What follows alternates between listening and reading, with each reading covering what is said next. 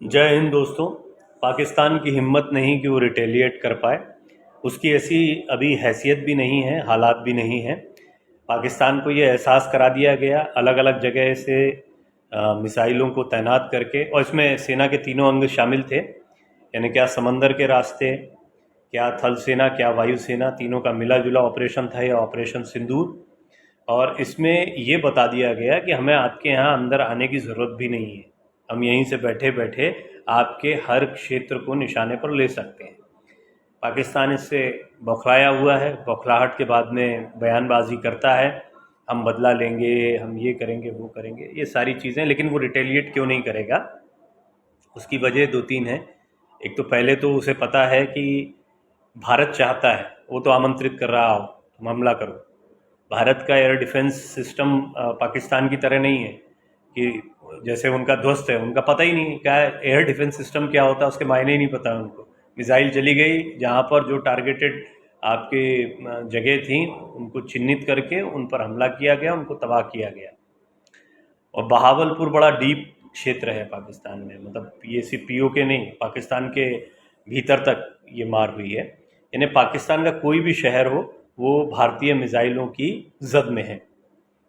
अब उसके रिटेलिएट नहीं करने की एक और वजह ये भी है कि अमेरिका ने साफ कह दिया है कि तुम हमला नहीं करोगे, यानी जो कार्रवाई हो रही है वो चुपचाप होने दो। भारत ने जो बड़ी कार्रवाई की उसका मकसद था आतंक के कैंप्स को ख़त्म करना। हम युद्ध की बात पहले से भी नहीं कर रहे थे, युद्ध चाहते भी नहीं हैं, लेकिन युद्ध के लिए पूरी तरह से तैयार हैं।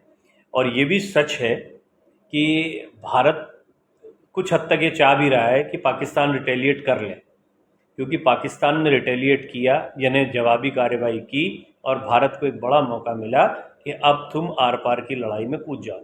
हालांकि क्योंकि पाकिस्तान ये एहसास कर चुका है और उसको पहले से भी पता है, ऐसा नहीं कि उन लोगों को जानकारी नहीं है कि भारत की सैन्य शक्ति क्या है और उनकी जो क्षमताएं हैं या अक्षमताएं हैं उससे तो वाकिफ़ हैं। अभी अपनी जनता के सामने उनके पास कहने के लिए और कुछ नहीं है, तो पाकिस्तानी मीडिया में, पाकिस्तान के बयानों में ये बातें बार बार आती रहेंगी। और ये थोता चना बाजे घना गीदड़ भपकी जो कह लें वो रहेगी। जहाँ तक बात भारत की है, भारत का स्टैंड पहले भी साफ था। अब इसमें कौन कौन ख़त्म हुए हैं, जैसे हाफिज़ सईद, ज़कीउर रहमान लखवी, या और भी अन्य, अज़हर मसूद की जैसे बात हो रही थी, मसूद अज़हर की, तो इनमें से कौन कौन से आतंकी, या इनके जैसे हाफिज़ सईद के बेटे के मारे जाने की खबर आ रही है, तो अभी पुष्ट होंगी और उसके बाद में और स्पष्ट हो पाएगा।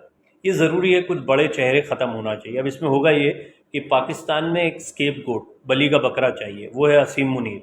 असीम मुनीर तो गया अभी, क्योंकि सेना में सबसे पहले भारत के खिलाफ क्या रिटेलिएट करेंगे, सेना में रिटेलिएशन पाकिस्तान में होने वाला है, और इसका सबसे बड़ा खमियाजा भुगतेगा असीम मुनीर।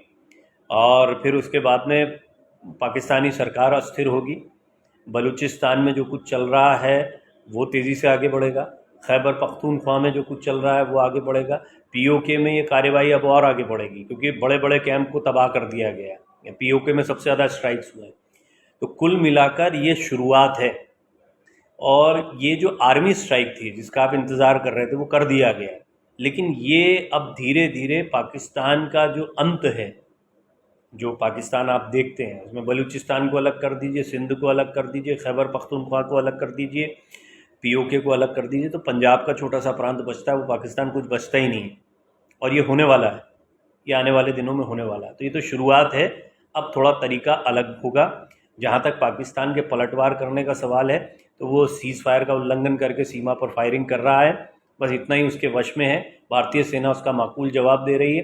थोड़ा सा आगे बढ़ा, कोई भी ऐसा एक्शन लिया, चाहे वो एयर स्ट्राइक का हो, चाहे किसी भी और दूसरे तरीके की जुर्रत उसने की, तो फिर तो ये भारत के लिए एक तरीके से आ बैल मुझे मार वाली स्थिति पाकिस्तान के लिए होगी। और भारत चाहता है कि आओ, करो करो, क्या करना चाह रहे हो, कितना नुकसान पहुंचाते हो, फिर देखो। भारत को कुछ नहीं करना, सब मुस्तैद है।